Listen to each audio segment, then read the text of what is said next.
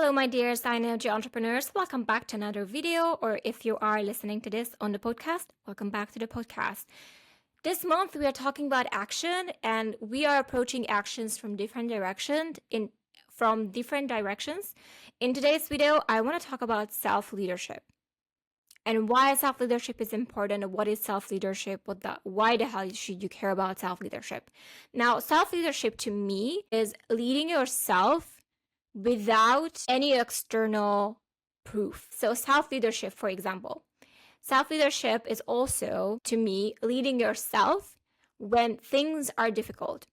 Self-leadership to me is leading yourself and containing yourself and containing your emotions when things around you are hectic or crazy, or it's hard for you to show up for yourself, okay?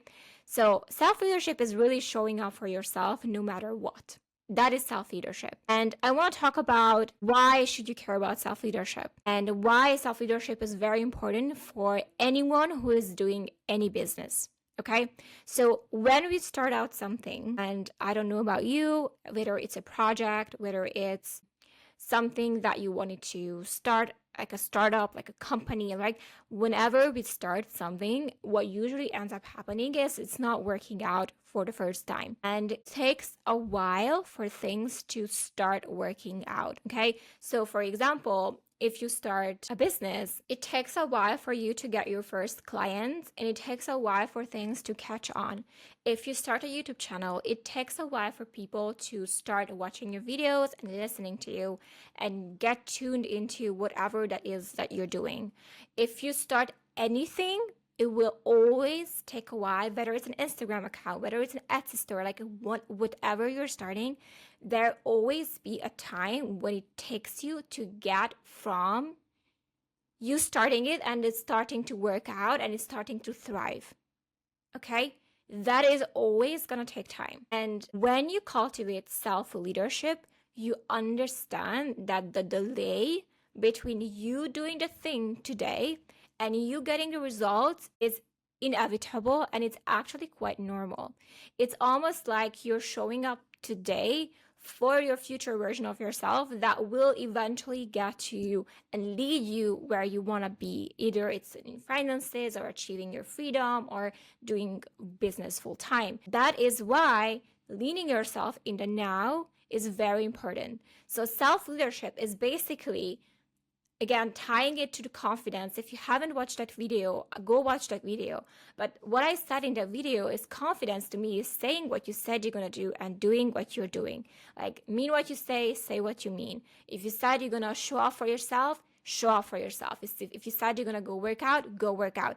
Like, do not go back on your own words, because then you're going to chip away your confidence. And the more you show up for yourself and you said you're going to do something and you're doing it, that is how confidence is built. And with that self-leadership as well, it's basically you doing the thing in the now without seeing the result in the now. And to be honest with you, if you can shift your focus into, I just want to win the day, I just want to show off for myself, I'm just here to build my confidence in the now, and I'm going to lead myself now and show myself that I can show up for myself, even though I don't see the results yet, and I don't see the clients yet, and I don't see the big, massive money coming to my way yet, but I'm going to show up anyway, because I lead myself, and I know eventually there will be results coming to my way, even though it's not going to be today.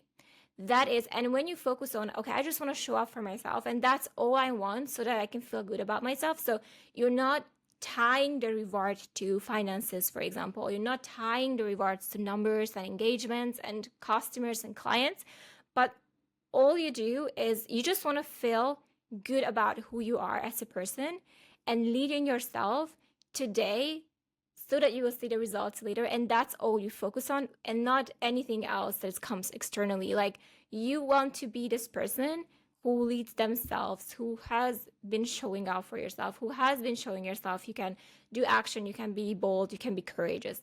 If that's all you want to be and that's all you focus on, that is mastery of self-leadership, and that's where the focus should be, okay?